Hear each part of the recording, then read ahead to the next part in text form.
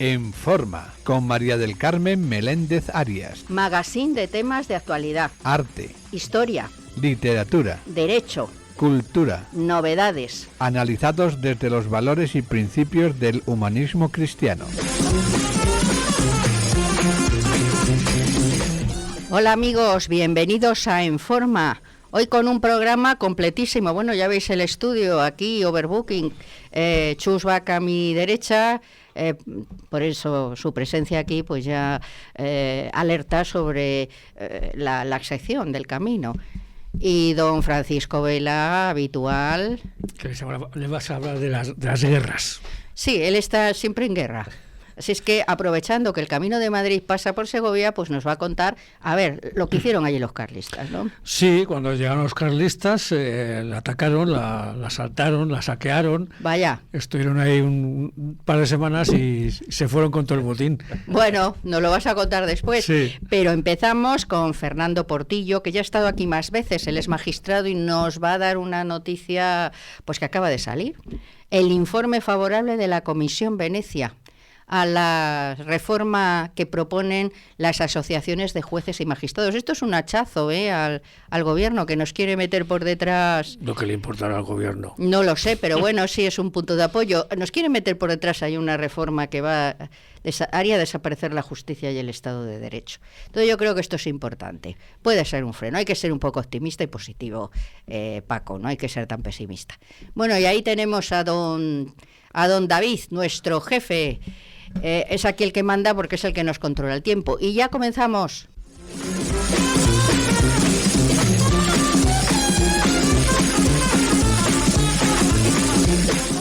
Bien, y por ahí al teléfono tenemos a Fernando Portillo. Fernando, ¿cómo estás? Hola, ¿qué hay? Buenas tardes, ¿qué tal? Bueno, oye, cuéntanos pues lo más rápido y claro que puedas el tema de la Comisión Venecia y no sé, que sirva para levantar un poco los ánimos porque están un poco decaídos en este tema de la justicia. Sí, a ver, primero tenemos que situarnos. El Consejo de Europa es un organismo internacional de que forman parte muchísimos países, no solo los que forman parte de la Unión Europea, sino hay otros muchos países, ¿no? El caso es que el Consejo de Europa tiene varios organismos muy importantes, como el GRECO, el Grupo de Estados contra la Corrupción, famoso, o bien el propio Tribunal Europeo de Derechos Humanos del que tantas veces hablamos. Entre esos organismos que forman parte del Consejo de Europa está esta Comisión de Venecia. Es muy importante porque es un órgano encargado de velar porque, bueno, pues se cumplan los estándares democráticos y del Estado de Derecho en los países que conforman el mismo. No pone sentencia, no sanciona a Estado, pero es un órgano consultivo que hace informes evaluando, pues eso, la calidad democrática de los países que lo forman. Es muy importante sus decisiones, las de la Comisión de Venecia, digo, porque la Unión Europea, órganos de la Unión Europea, como es el propio Tribunal de Justicia de la Unión Europea, que sí que nos vincula a los Estados españoles, ¿no?, y a los ciudadanos españoles, se basan muchas veces sus decisiones en esos informes. Pues bien, esta Comisión de Venecia ha evaluado la propuesta que le ha alcanzado el Consejo General del Poder Judicial sobre cómo habría que reformar el Consejo General del Poder Judicial, el órgano de gobierno, para acercarnos a esos estándares democráticos. Tengo que ir 2 años, un año ya y pico hacia atrás, para recordar que el Consejo General del Poder Judicial estuvo bloqueado durante 5 años por la falta de acuerdo político de su renovación. Cuando por fin se alcanzó ese acuerdo político y se hizo ley orgánica, en esa reforma se dijo que el Consejo tenía que proponer una reforma de la ley para que esa renovación del Consejo no pasara lo que había pasado, que por estar excesivamente politizada pues había estado tanto tiempo sin renovar y que debía de ajustarse a los estándares europeos. El Consejo hizo ese informe elevando no una propuesta sino 2, uno del bloque conservador y otro del bloque progresista. Pues bien, lo que ha hecho la Comisión de Venecia es analizar esas 2 propuestas del Consejo y decirle, en este caso al gobierno que es el que defendía, que el sistema parlamentarista por el cual el Parlamento, es decir, no nos engañemos, los partidos políticos eligen a los 20 vocales del Consejo, no responde a las exigencias europeas de independencia judicial y de lucha contra la corrupción. Es decir, ha sido un varapalo porque el gobierno siempre ha venido diciendo que el modelo que él instauró en el año 1985, ¿no?, el Partido Socialista, y que ha defendido siempre como el más democrático, bueno, pues respetaba los estándares y exigencias europeos, a pesar de que el año 2010 sabemos que no es así. Pero bueno, en este caso el informe ha valorado como digo, la propuesta del bloque progresista, es decir, el bloque propuesto por el PSOE en el Consejo, cómo había de renovarse el Consejo, y he dicho, no, eso de que intervenga el Parlamento no, porque hay riesgo de politización y no puede ser. Y por otro lado, la propuesta del Consejo del bloque conservador sobre cómo habría que reformar la ley para renovar el Consejo, bueno, es una propuesta que se asemeja mucho a la que venimos defendiendo la mayoría de asociaciones judiciales desde hace muchos años, y es que seamos los jueces, no el Parlamento, los jueces quienes podamos elegir directamente a 12 de los 20 vocales, y no pretendemos elegir a todos, sino aparte de ellos, a los 12 que deben ser jueces, porque así lo dice la Constitución. Pues bien, esta propuesta ha sido la que sí que ha recibido el plazo de la Comisión de Venecia. Ha dicho la Comisión de Venecia, esta propuesta sí respeta las exigencias europeas, con una pequeña matización, y ya dejo de hablar. Tranquilo. Ha dicho, pero para que esta propuesta sea perfecta, lo cierto es que debería revestirse de una serie de garantías para evitar que sustituyamos los partidos políticos por las asociaciones judiciales. Es decir, que nos salgamos de la sartén para caer en las ascuas. No queremos, decía en la Comisión de Venecia, pasar de un control político a pasar a un control de las asociaciones judiciales. Pues bien, como presidente de Foro Judicial Independiente, una de las 4 asociaciones judiciales que hay, he de decir muy satisfecho que precisamente ese es el modelo que nosotros, junto con otra asociación de jueces, Francisco de Vitoria, habíamos propuesto. Un modelo en el cual la elección corresponde a los jueces, efectivamente, pero con una serie de garantías para evitar que efectivamente esa elección pueda ser politizada, en este caso no por los partidos, sino por las asociaciones judiciales. Me parece un paso importante, importantísimo. Sí que lo es, porque, claro, he empezado diciendo que efectivamente la Comisión de Venecia, en general el Consejo de Europa, bueno, pues no puede obligar, ¿no?, al Estado español, no la condena ni la sentencia, ni puede interferir en sus leyes, pero es un órgano consultivo. España forma parte del Consejo Europeo, y lo normal es que si formas parte, ¿no?, de una organización internacional sea para seguir sus postulados, no para no seguir sus postulados. Y como he dicho, al final, la Unión Europea sí que nos vincula a los españoles, sí que vincula al Estado español a través de órganos como el Parlamento Europeo o el TJUE, y ellos suelen basarse mucho en estos informes de la Comisión de Venecia para definir lo que es Estado de Derecho, o mejor dicho, para definir cuándo se incumple por parte de un país el Estado de Derecho. Pues Fernando, a ver, el siguiente paso. Yo creo que es muy importante, ¿eh?, en la lucha que habéis emprendido. El siguiente paso debería ser que el Parlamento acometiera una reforma de la ley para que efectivamente esta elección del Consejo dejara de ser una elección política y se convirtiera en una elección, bueno, pues en parte política y en parte judicial. Pero mucho me temo que el Parlamento ha oído sordo al informe de la Comisión de Venecia, como por otro lado lleva haciendo desde el año 2010, pues como digo, no es la primera vez que dice estas cosas, aunque sí es la primera vez que lo dice analizando específicamente el sistema español. Así que, bueno, lo único que nos hemos es llenado de razón moral, y bueno, y esperamos que la Unión Europea, que como digo sí puede obligar a España, bueno, pues tenga en cuenta este informe para futuras resoluciones o acuerdos que deban adoptarse, o bien en la Comisión o bien en el Parlamento Europeo, respecto de la situación española. Bueno, pues ya nos irás informando, y yo creo que es un paso importante. Sí, menos en nada. Sí, lo es. Así es que ya nos irás diciendo lo que pasa por ahí, porque esto es muy importante, ¿eh?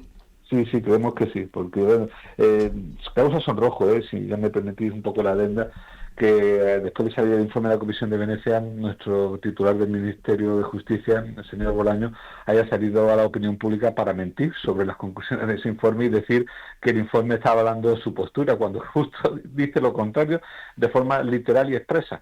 En fin, al final no nos cansamos de esa manipulación que en ocasiones realizan nuestros políticos sobre lo que es verdad o no es verdad, y se llenan la boca pretendiendo luchar contra los bulos cuando ellos muchas veces son los que los provocan. Es decir, todos aquellos oyentes que oigan al Ministerio de Justicia o cualquier otro político decir que les han dado la razón desde Europa ha dicho que España, con el modelo actual, genera un órgano del Poder Judicial politizado, y que eso es un factor de corrupción. Bueno, pues ahí queda tu testimonio, que difundiremos para que la gente se entere. Y bueno, pues ahí seguimos. Venga, Fernando, buenas tardes. Un abrazo. Un abrazo.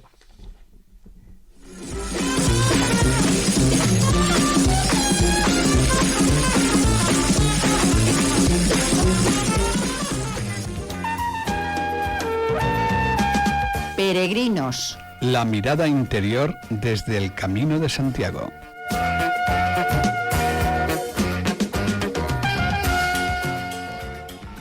Bueno, amigos, vamos hoy a emprender el Camino de Madrid. Para eso tenemos aquí a Chus Vaca. A ver, don Chus, el Camino de Madrid empieza en la iglesia de Santiago y San Juan Bautista de Madrid, ¿no? Bueno, vamos a saludar a Mercedes Sánchez de Andrés, que está por ahí, porque ella es de Segovia y claro, el Camino de Madrid pasa por Segovia y es muy importante. ¿Verdad, Mercedes? Estás por ahí, ¿verdad? Hola, buenas tardes. Sí, aquí estamos y como bien dices, el Camino Real de Madrid llega hasta Segovia y ya sube hacia el norte para enlazar con el Camino Francés. Buenas tardes a todos. Bueno, pues a ver, empezamos con Chus. Empezamos, vamos, el camino empieza en la Plaza de Santiago.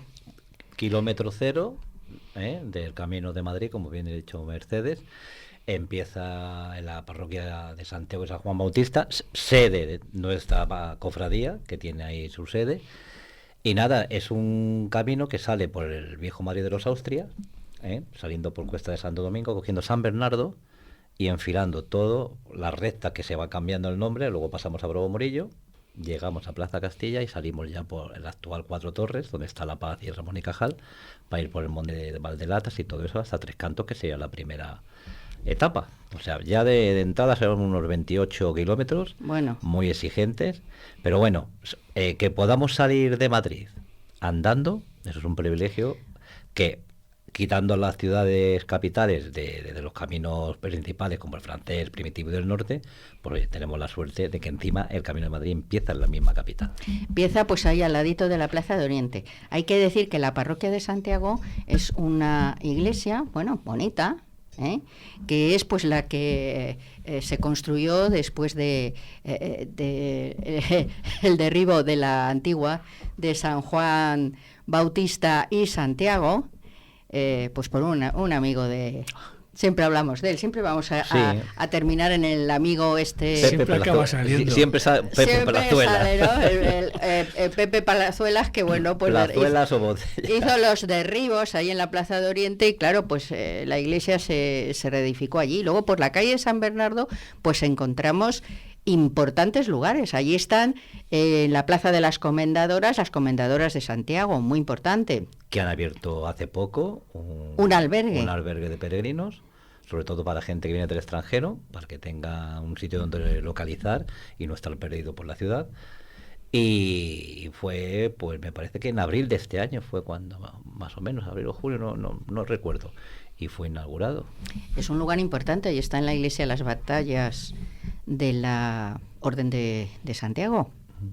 No lo conozco. Sí, claro. Por dentro no lo conozco, por fuera sí. Sí, es muy bonito. Es parte de... Bueno, ha estado cerrado mucho tiempo porque ha estado restaurando. Y luego, pues ahí en la misma línea, esquina con San Bernardo, está el monasterio de Montserrat, que es benedictino, es de la orden benedictina. La orden benedictina muy importante en el camino. Eso da para muchos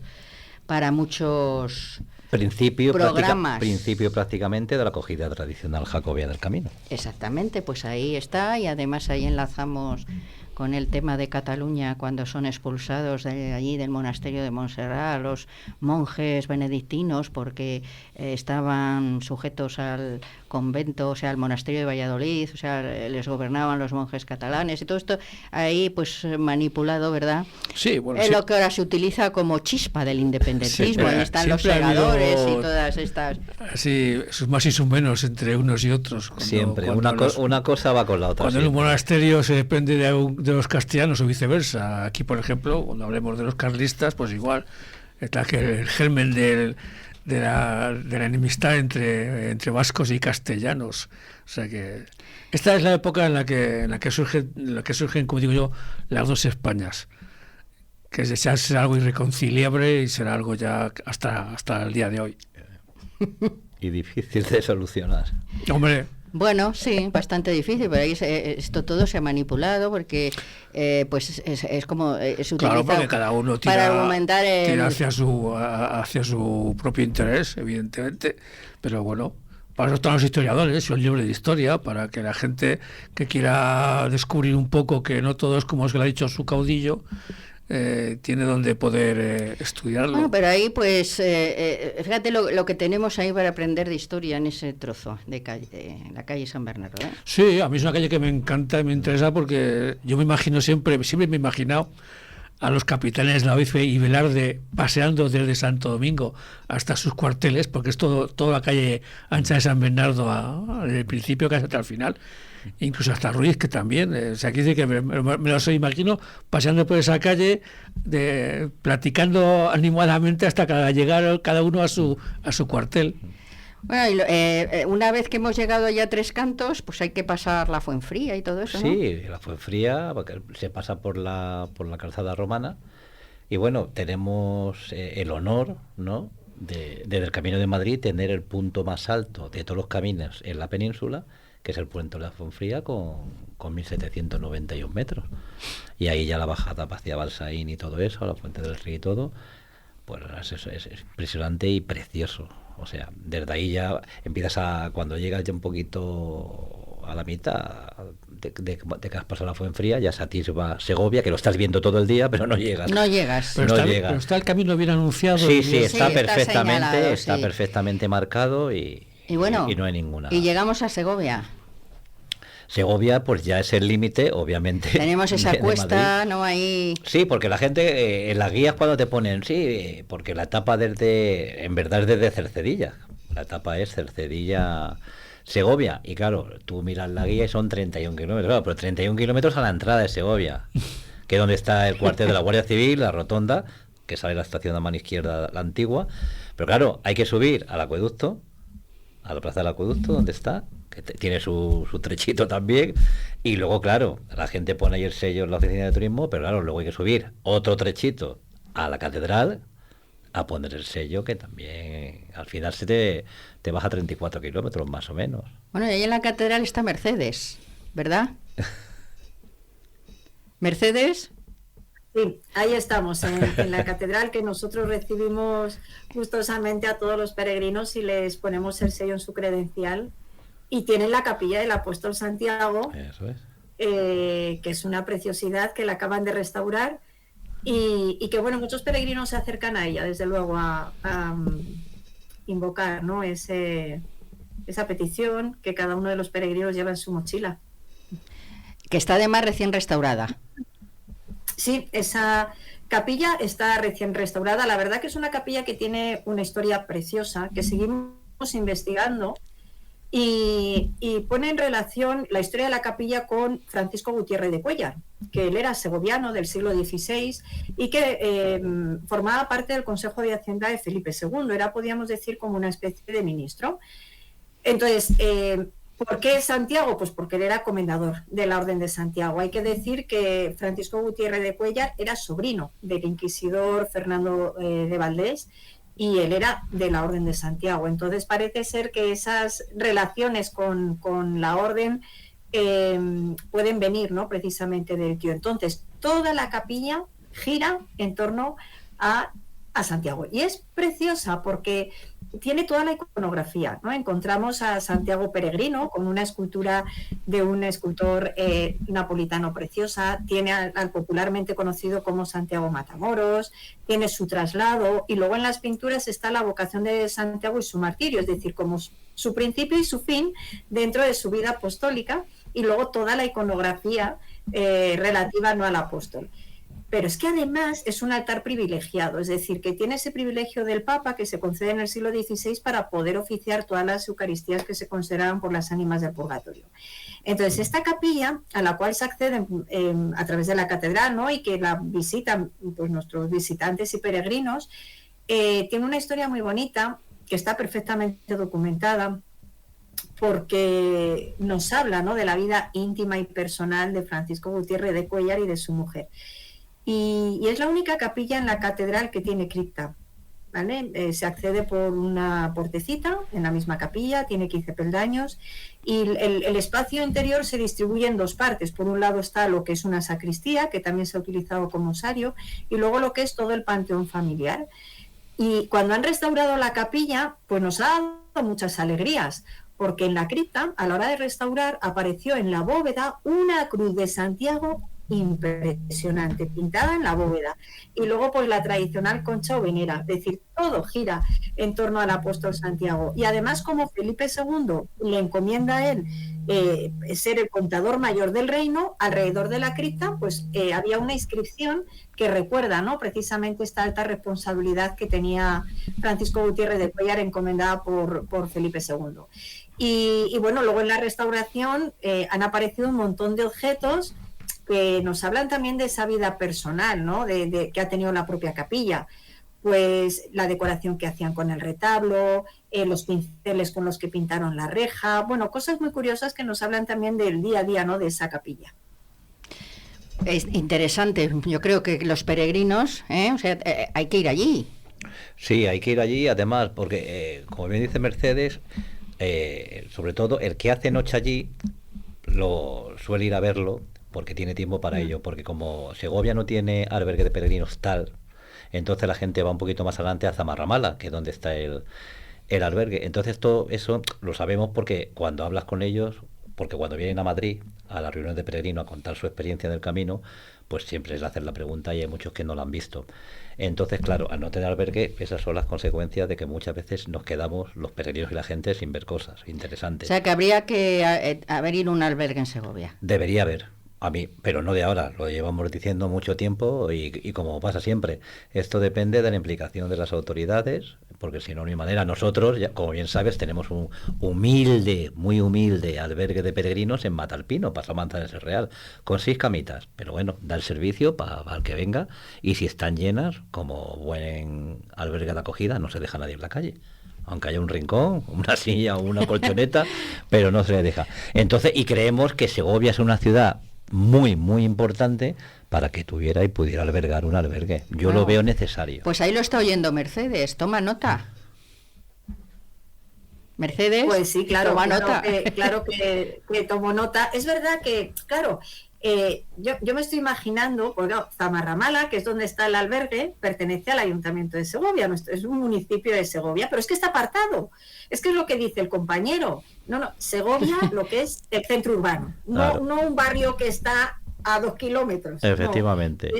Claro, o sea, es que Segovia como en lo que es en el corazón, ¿no?, podríamos decir, por donde pasan los peregrinos. Yo creo que al final hay que favorecer y facilitar esa estancia a todo peregrino que se acerca. Entonces, bueno, pues yo lo escucho y lo transmito aquí a las autoridades competentes. Y además, ¿no? y además Mercedes, como tenemos ahí la Asociación de Segovia, que nosotros estamos hermanados con ella, pues oye, hay que, y además sabes que la ayuda siempre la van a tener del mundo jacobeo. Sí. Además, y aunque suene un poco así a broma, que a lo mejor Mercedes está de acuerdo conmigo, se ve más y se visita más a la salida de Segovia, que va el camino, a la subida para subir a Zamarramala, la iglesia de la Veracruz, que la misma catedral muchas veces.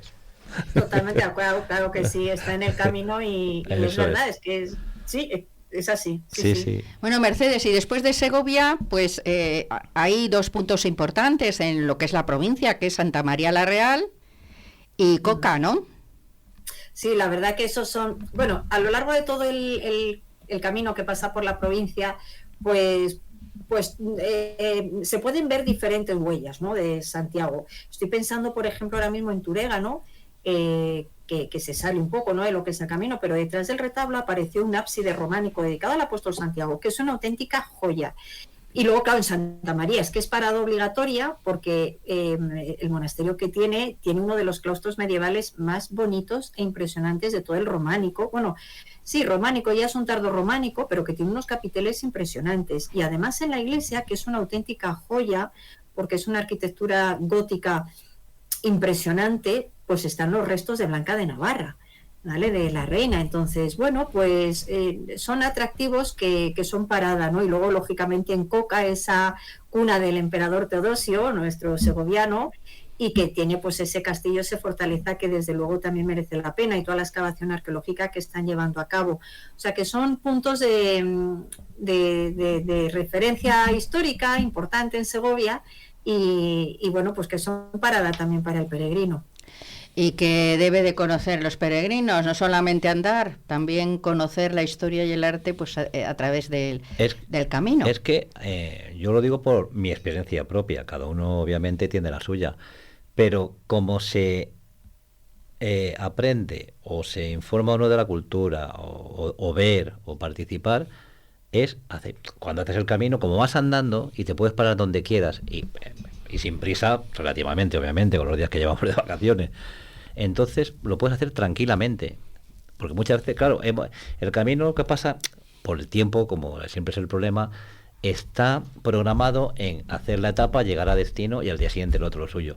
Pero yo ya hace muchos años, si llego a un sitio y me parece lo suficientemente atractivo, me quedo y lo visito y lo disfruto. Tanto la gastronomía, la cultura, todo. Porque de eso se trata, de disfrutar y aprender y hacer un camino a gusto, con tu espiritualidad Sin y tal, prisa. que también se ha perdido. Claro, es que hacer el Camino de Santiago sin impregnarse de la cultura y de Claro, la historia no tiene ningún sentido. es como irte de paseo por Pero la es que playa. además Más o menos. Exacto. No tiene mucho sentido. Pero es que además, cuando tú la cultura de un pueblo, de una ciudad, la aprendes, la visitas, la entiendes, cuando tú vas haciendo el camino luego al día siguiente, parece una tontería, pero el enfoque que haces espiritualmente, el que lo hace así un poco, que es como se debe hacer, que hoy en día no se hace, todavía a la persona le viene mejor y le hace ver una perspectiva del mundo y de su propio interior que le mejora a la persona. Porque esa es la cuestión y la clave del Camino de Santiago. Una transformación permanente, día a día, que te haga mejor persona y poder estar bien relacionado con el mundo en el que vivimos. Porque, visto lo visto, vamos cada día peor. Y eso, Sí. y eso vamos, Es un momento de reflexión y de encuentro con uno porque mismo. el camino hoy en día, a mí muchas veces me da pena decirlo, pero es la verdad. Turismo es, obviamente, porque no estamos en el medievo, y vivimos en una vida, y entonces lo hacemos cuando tenemos vacaciones. Pero se puede hacer con una espiritualidad, una cosa, lo que es una peregrinación, pero además todo esto, pues, y sobre todo cercano ya a Galicia, que es puro turismo, pim pam, vamos, que me parece muy bien, porque cabe todo, pero hombre, una peregrinación es una peregrinación. No vamos a decir como el medievo, que con el alfabetismo y la incultura, pues era lo que tienen en su vida nada más, la creencia sobre lo divino. Pero hombre, hoy en día eso ya está muy superado. Mercedes, ¿y en Segovia hay algún otro punto así importante que se nos haya quedado? ¿Alguna huella jacobea importante? ¿Se nos ha ido Mercedes? Ay, perdón. No, está aquí Mercedes. Lo tenía silenciado. Ah, Decía que en Segovia, tenemos otras huellas jacobeas que además los compañeros conocerán perfectamente porque pasan por ahí, que es la Puerta de Santiago, que para nosotros es una puerta tremendamente importante, es una puerta de la muralla que ya aparece documentada en el siglo XII, pero que es una puerta, y hablábamos anteriormente, ¿no?, de pues esas rutas comerciales y tal, es una puerta que primitivamente tiene un origen comercial, es decir, en lo que era la carrera de Brujas, ¿no?, donde Castilla estaba comunicada con los principales puertos de Laredo, o sea, iban hasta Laredo y luego ya iban hacia Centro Europa, con todo nuestro comercio textil. Bueno, pues siendo una ruta comercial, ha sido una ruta de peregrinación, ¿no? Y es muy bonito porque en la Puerta de Santiago, en la parte de arriba, hay una virgen, que es la Virgen del Caminante o la Virgen del Camino. Sí. Entonces, me parece, pues como decía el compañero, ¿no?, cuando uno hace el camino es esa preparación también espiritual, esa despedida, ¿no?, del peregrino que sale por esa puerta y está la Virgen despidiendo, ¿no?, a ese peregrino que emprende sus pasos hacia el camino, o a la inversa, en el caso de subir por ahí, sí que le acoge, ¿no? Entonces esa iconografía me parece tremendamente bonita, ¿no?, y significativa.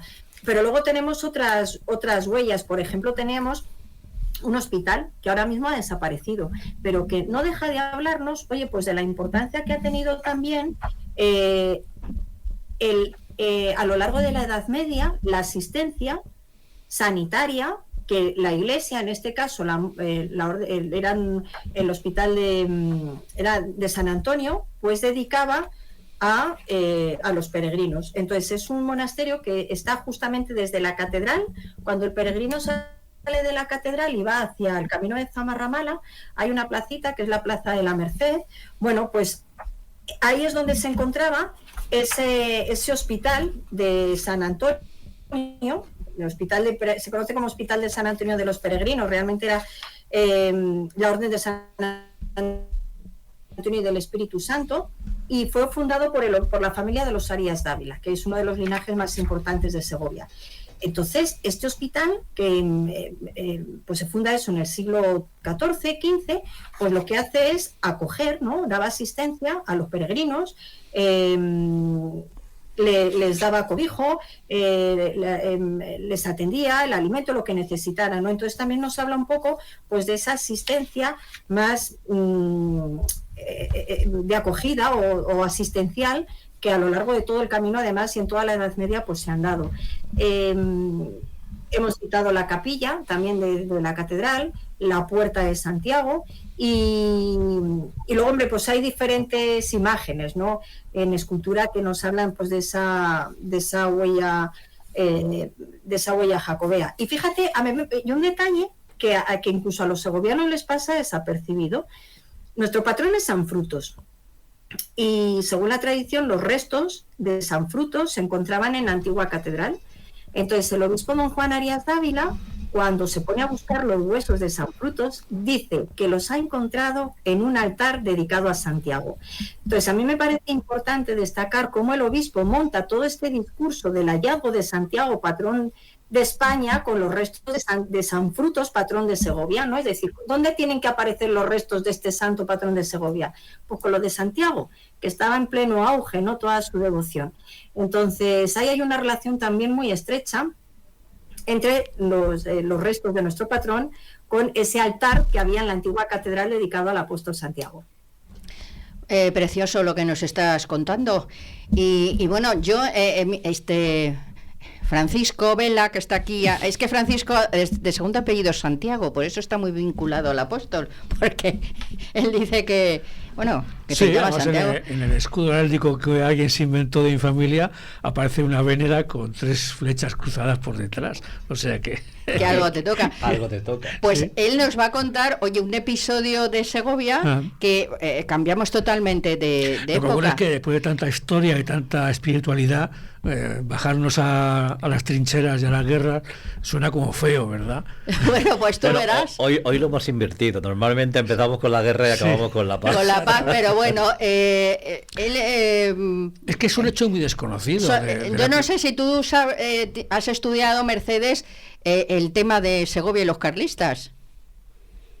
Poco. Tengo muy poco estudiado. Eres mujer de paz. Bueno, pues Paco sí lo tiene estudiado. Resulta que en Segovia pues hubo ahí una buena refriega, ¿no? Sí, vamos a ver. Segovia fue tomada al asalto el 4 de agosto de 1837 por el general navarro José Antonio Zariategui y Celigüeta. Vaya. Sí. No hacía falta tener 8 apellidos vascos para presumir de serlo, con 2 te valen. El caso es que Zariategui sale de las Vascongadas como apoyo y diversión de la expedición importante que era la del pretendiente Carlos María de Isidro, cuyo objetivo era Madrid y de la que hablamos no hace mucho, de la expedición real hacia Madrid. Y la de Zariategui era una expedición o maniobra de diversión para intentar que Carlos no estuviera tan acusado por los ejércitos cristinos. La verdad es que demostró al final que quien mereció la pena de esa maniobra fue Zariategui, porque demostró que se podía haber bajado directamente hacia Madrid sin dar media vuelta por España, como hizo Carlos María Isidro. El caso es que penetró en Castilla como cuchillo por la mantequilla y en menos de 15 días se presentó desde Álava en Segovia con un ejército bastante potente para lo que era aquella época, casi 5.000 hombres, aunque iba sin artillería y para tomar una ciudad amurallada por asaltos y sin artillería era todo un mérito. El caso es que sabía, porque Segovia tenía mucha tradición carlista, de hecho el obispo se le conocía muchas simpatías por el tema carlista y dentro de la ciudad había mucha gente partidaria. Y de hecho, cuando el saqueo, uno de los palacios que se salvó fue el del obispo. El palacio del obispo salió exactamente, quedó sin tocar. Por algo sería. Pero sí, efectivamente, entonces Zariategui sabía... ¿Y la capilla de Santiago la tocaron? No. Lo que ya no sé, no, ¿sabes lo que ocurrió? Que muchos... Bueno, los carlistas no tocarían las capillas, claro. Digo No yo. te creas. Ah, O sea, sí. evidentemente, tras el fragor de la batalla y el costo de muertos del asalto, la tropa pues sencillamente pierde el control. Y si la oficialidad no está al quite y no se pone seria, pues al final, como la ley de la guerra te permite que si una ciudad se defiende más allá de lo esperado, tú puedas tomarte la justicia por tu mano y la libertad, o sea, ha sido siempre así, pues oye, Segovia después de ser asaltada fue saqueada, pero por lo menos no hubo ni asesinatos ni violaciones. Eso es algo de agradecer. Bueno, nos lo estás poniendo crudísimo. Yo me voy con Santiago. No, pero la verdad es que la ciudad fue saqueada, es normal. Pues casi todo el día. Luego el Alcázar se rindió esa misma noche del día 4. Todo el mundo decía que debía haber resistido un poco más, sobre todo a esperar refuerzos que tenían que llegar. Pero bueno, se rinde también el mismo día. Y la verdad es que hay muchas anécdotas del saqueo. O sea, Bueno, sí, porque por ejemplo toda la plata labrada que había en las iglesias de Santiago se había reunido para esconderlas, pero sin embargo no lo consiguen y fueron sencillamente robadas y llevadas a las Vascongadas por la columna de carlistas. El caso es que en la fábrica de monedas se encontraron 20 millones de deuda pública en papel, que creyendo que no valían. fábrica de moneda de Segovia, Mercedes, que yo la visité con Sí. Chus, que tú conoces a Chus, Sí. y que es un lugar interesantísimo y que muy poca gente visita y conoce. Sí, Queda ahí es un verdad. poco apartado y es interesantísimo conocer la fábrica de monedas, que además hace un recorrido por toda la historia de Segovia. Pues es además el único sitio donde se acuñó moneda carlista. Durante los días que estuvieron en Segovia fue el único sitio en el que se acuñó moneda con la efigie de Carolus V. Que era Pues el ahí nombre. estarán las monedas, porque hay una Sí. buena exposición de Ah, monedas. sí, Tú claro. lo conoces, ¿no, Mercedes? Eso lo tienes que conocer, te sobra. Sí, la verdad que la Casa de la Moneda, como comentáis, es un referente de lo que es nuestra ingeniería industrial. O sea, fue construida por Felipe II en el siglo XVI con toda la maquinaria que se trajo desde Alemania, que en pocos meses estaba toda asentada. Y yo creo que la revolución industrial comenzó ahí, es decir, fue acuñar moneda, ya no solamente acuñando, sino ahora se emite moneda laminada, que fue ese ingenio, ¿no?, creado por Felipe II aprovechando la cercanía del agua. Y como bien decís, hay una exposición magnífica de la historia de la moneda y de la historia de Segovia. O sea, es un lugar privilegiado, yo creo, de nuestra historia. Sí, no, y que, vamos a ver, yo me llamó muchísimo la atención y por eso lo digo, para quien nos esté escuchando, pues si quiere conocer una parte de Segovia no tan conocida, pues porque Segovia es para ir muchas veces, como todas las ciudades. Entonces, pues la primera vez está muy bien el acueducto, tal y cual, pero luego ya hay que profundizar y ahí hay un lugar para profundizar. Y ahí estarán las monedas esas que tú dices. Sí, supongo que estarán, evidentemente. Fuera para las únicas, tiene que ser parte del tesoro y patrimonio nacional, esas monedas. Bueno, ahí, y luego los carlistas se marcharon, ¿o qué pasó? No, lo que ocurre es que una vez rendido el Alcázar, donde había 2 compañías de cadetes, de niños, pues la ciudad quedó tranquila. O sea, había pasado lo más gordo del saqueo, la gente se había quedado finalmente en su casa, no se había destruido ni incendiado nada, con lo cual Segovia no perdió nada de su patrimonio, pero que sí quedó muy empobrecida, porque todas las casas se llevaron todo lo que pudieron los soldados. De la casa de fábrica se llevaron sacos y sacos de monedas, que luego fueron tirando por el camino porque pesaban demasiado. Quiere decir que la historia en Segovia, pues oye, lo típico de un asalto, la típica reacción del soldado, pero no duró más de unas pocas horas, afortunadamente. Luego Zariategui marchó hacia Madrid.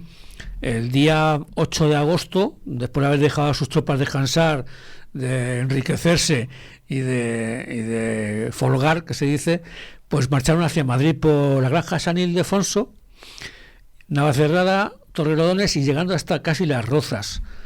En Las Rozas, que fue el punto de máximo acercamiento de Zariategui, había un ejército cristiano esperándole.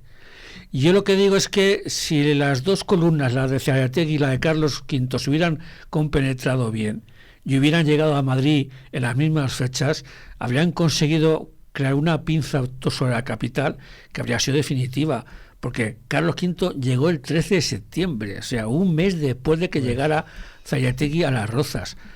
Claro, Zayategui, sin saber noticias de su rey, sin saber noticias de qué hacer ni cómo hacer, llega hasta Las Rozas, pero con mucha precaución.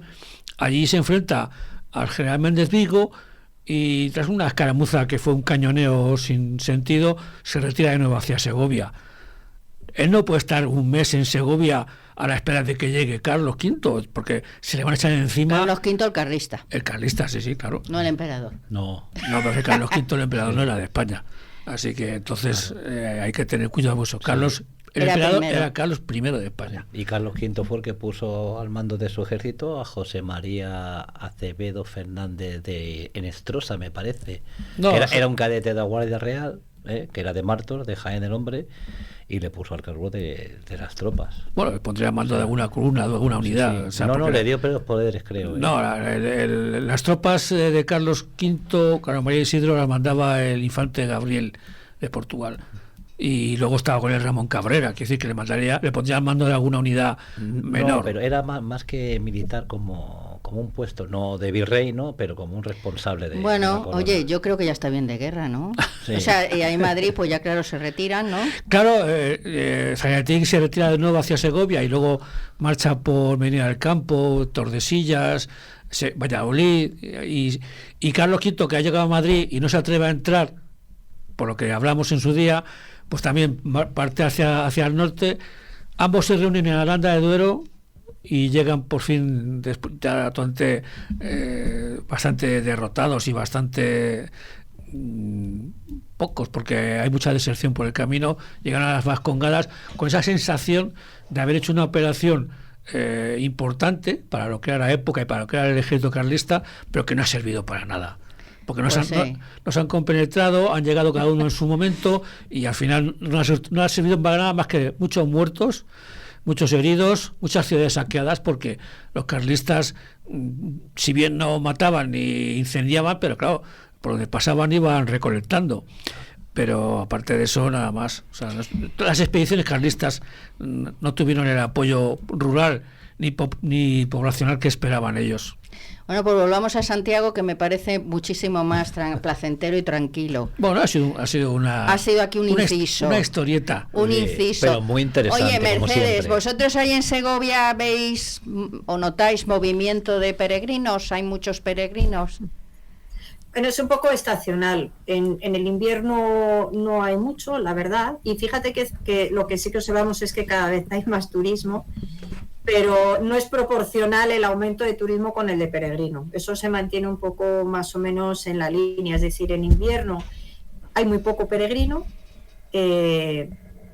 pero luego en cuanto ya empieza la primavera, bueno, pues sí que hay un aumento. Es decir, yo no sé decir numéricamente cuántos peregrinos, pero no tenemos una contabilidad de ello, ¿no? Antes sí que había un libro de peregrino, podían firmar y más o menos sabíamos una estadística.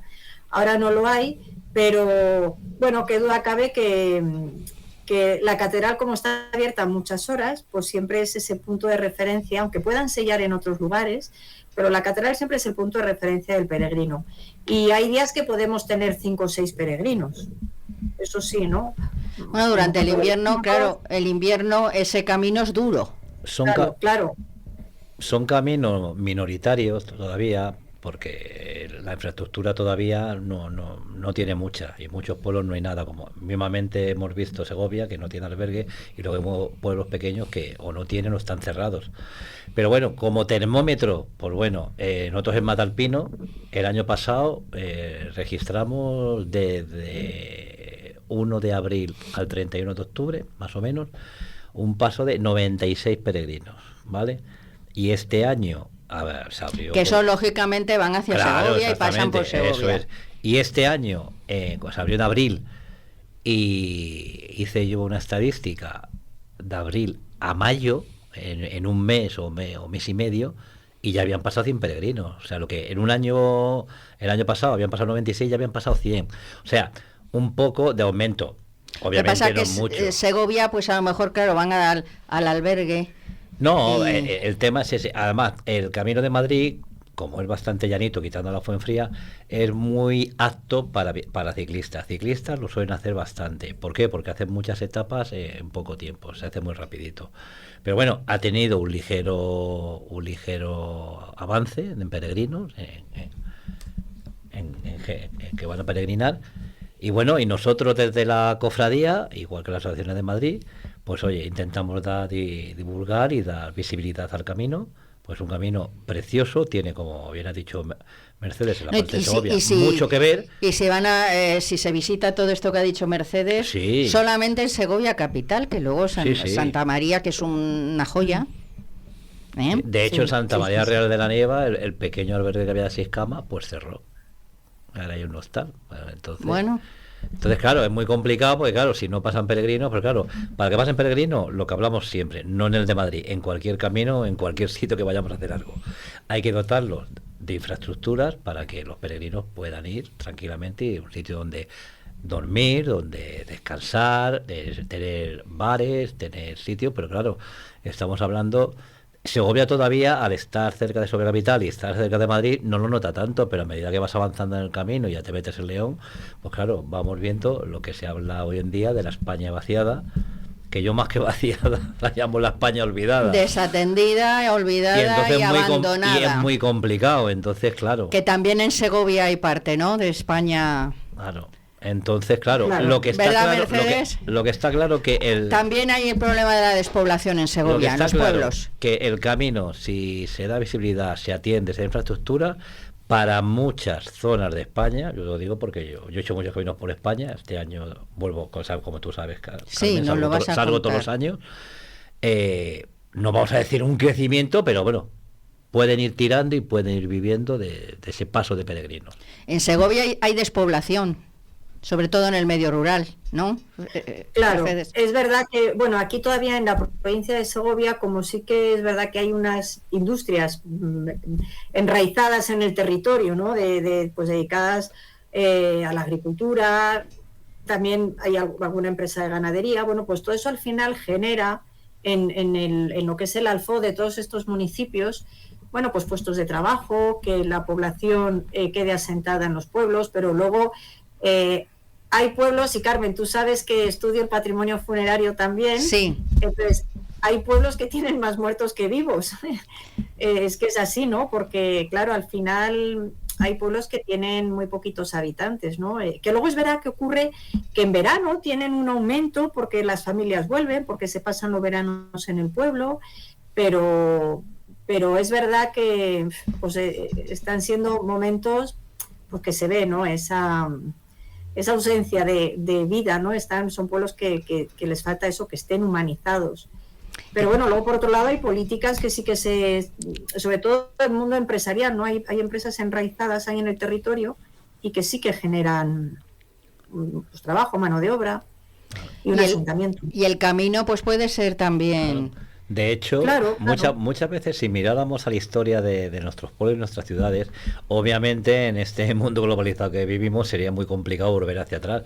Pero bueno, pero se pueden coger patrones muy interesantes del pasado porque Segovia fue una importante ciudad en medio de toda la siega y cuchillería que venían de los gallegos que venían a segar a Castilla, y era que pasaba por Segovia para llegar no a Madrid sino a Alcalá de Henares, por la vía real que era, que es lo que es el Camino de Santiago actual, y para llegar a Madrid. O sea, es complicado, pero bueno, siempre del pasado se pueden sacar cosas interesantes que puedan en un futuro ser viables, y como siempre que se quiera invertir y meter un poco la mano en que progresen los sitios. Sí, pero yo creo que mucho interés en el tema este de lo que llaman la España vaciada no hay, me parece. No.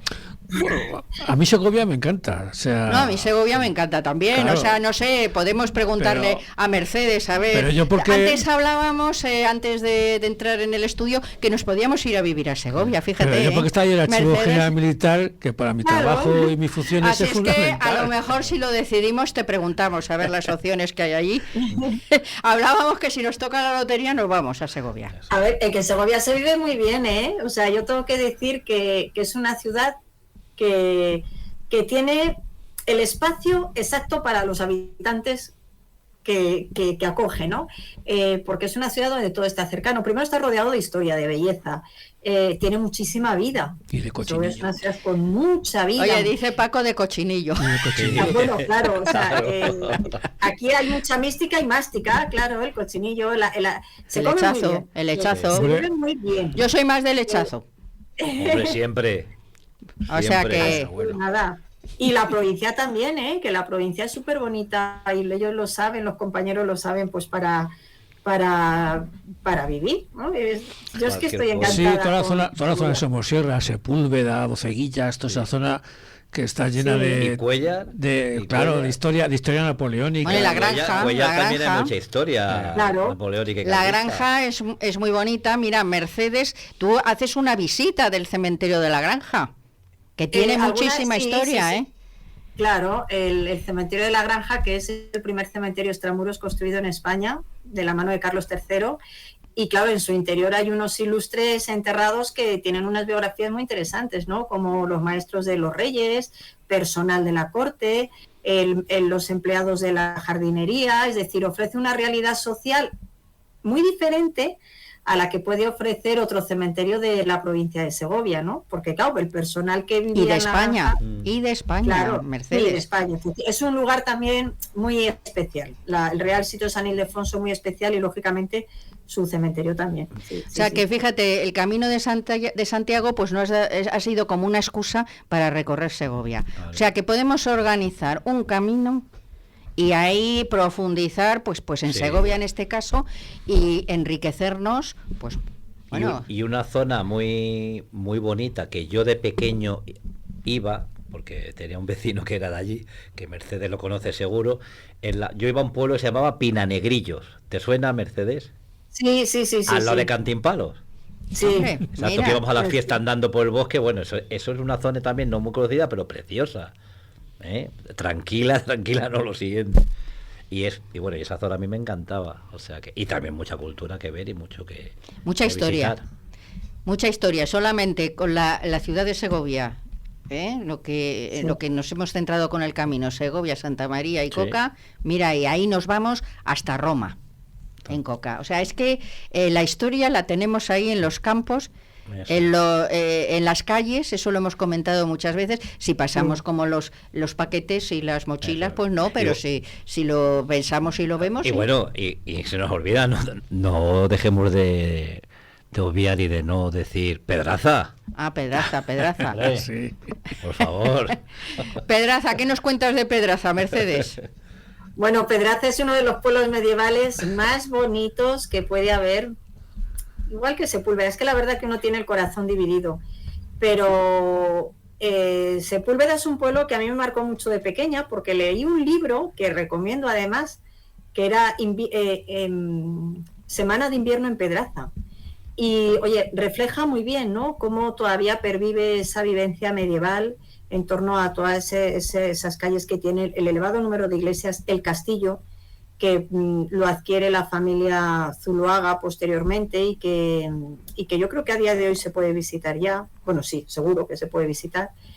Y luego que es un atractivo no solamente por lo que es su entramado urbano medieval, ¿no?, y su emplazamiento, ese acontecimiento que tiene de los conciertos de las velas en verano, donde todo el pueblo es una llama viva, bueno, con la música, es que es todo es lo que dices tú, Carmen, ¿no?, de cómo uno puede acariciar y puede sentir todo ese peso histórico en las calles, en los escudos, incluso hasta en las personas.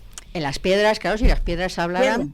No, Sí. las piedras, cuando tú tocas una piedra de un pueblo, de una ciudad, de algo histórico, de algo antiguo, puede sonar cursi, ¿no? Pero es que habla, la piedra habla.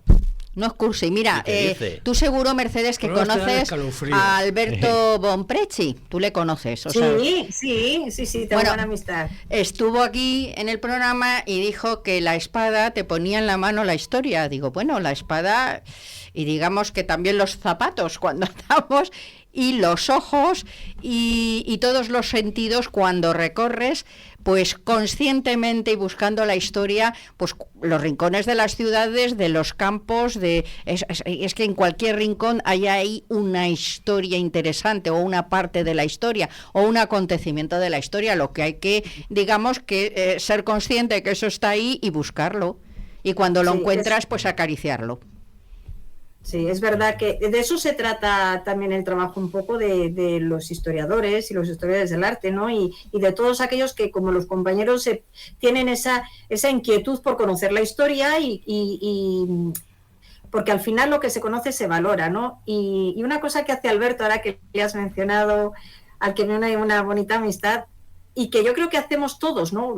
Tanto los peregrinos cuando en conciencia hacen el camino, como los historiadores, es eso, es el conocer, ¿no? Realmente a qué se enfrenta uno y conocer el pasado y la historia. De la misma manera que un historiador pues se acerca a los documentos o a ese patrimonio, Alberto con la espada y esa verdadera destreza es que él investiga la época, los movimientos, investiga todo lo que gira, ¿no? En torno a esa espada. A esa verdadera destreza, y eso es lo que hacemos nosotros hoy, lo que puede hacer el peregrino cuando hace el camino, ¿no? Esa manera de ver, no como un turista, ¿no? Sino como alguien que le llama, que le despierta la curiosidad, que le llena, ¿no? Como decía el compañero, es que uno siente algo más. Entonces eso es que me parece precioso, pero hay que saber parar y mirar, porque al final de eso se trata y de ofrecerlo, ¿no? Porque pues que no está predispuesto a captarlo, a verlo, pues y además, no, Mercedes, y estarás de acuerdo conmigo, y sobre todo las cosas hay que verlas siempre con el prisma y con los ojos de la época, porque si no, no se puede entender. No, bueno, eso es muy importante. Eso es clave. Eso es muy importante. Eso es clave, porque si no es imposible. Si vas a ver las cosas de la Edad Media con la perspectiva actual, pues no vas a entender. No puede ser. Que eso es lo que mucha gente no practica ni entiende. Y además, y el Camino de Madrid es un camino tan rico, fijaos, que no todos los caminos en la península pueden decir esto, pero es que tiene historia mozárabe, musulmana, tiene romana, tiene medieval, tiene visigoda. O sea, es que toca muchísimo. Sí, aquí nos encontramos. Bueno, pues oye, David ya se está enfadando porque nos tenemos que ir. Mercedes, oye, que ha sido un placer, que hemos hecho aquí una tertulia de lo más agradable, que hay que repetirlo y que cuando vayamos a Segovia, pues ahí estás tú.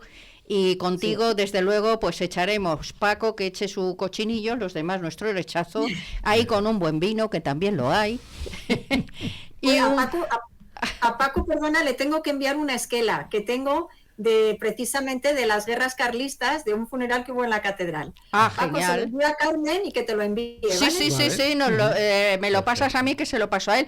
Y bueno, sí. Mercedes, que allí nos esperas, y de postre un ponche segoviano, tampoco hay que olvidarse de eso. Ya hemos hecho aquí la comida. Mira, David está riéndose, nuestro técnico se está aquí. Bueno, nos vamos, Mercedes, fue un placer y un abrazo. Gracias. Un abrazo, gracias. Y a vuestros oyentes, espero que disfrutéis y aprendáis a buscar, disfrutar y conocer nuestra historia, que es uno de nuestros objetivos. Y que viva Segovia. Eso, viva Segovia y viva España. Y buen camino, como siempre. Eso, buen camino, y hasta la semana que viene. Sed muy felices.